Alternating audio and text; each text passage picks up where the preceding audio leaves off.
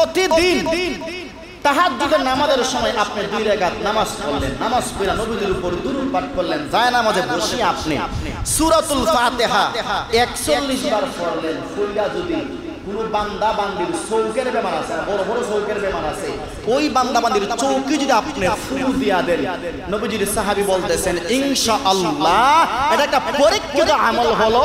আপনি প্রতিদিন এই আমল কইরা যান, ইনশাআল্লাহ এই সূরাতুল ফাতিহার বরকতে মহান আল্লাহ তারে পরিপূর্ণ সুস্থ করে দেয়া দিব। সুবহানাল্লাহ। আরেকটা আমল, আমরা সমাজের অধিকাংশ মানুষ একেবারে নিম্নবিত্ত মানুষ আছে না নাই, মানে অভাবী মানুষ আছে না নাই, কথা হয় না, অভাবী মানুষ আছে না নাই।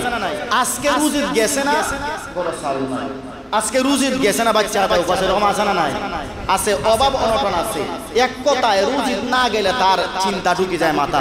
এরকম অভাবী মানুষ যারা আছে, আপনারা রিজিকে বরকত চান, সম্পদে বরকত চান, তাইলে নবীজি বলতেছেন এই সূরাতুল ফাতিহা যদি আপনি বলতেছেন শেষ রাত্রে সূরাতুল ফাতিহা 41 বার যদি পড়িয়া এই আমলটা আপনি কন্টিনিউ আপনি করতে পারেন, যে রিজিক চায়, বরকত ওয়ালা রিজিক চায়, হারাম মাল চায় না, হালাল সম্পদ চায়। সুবহানাল্লাহ।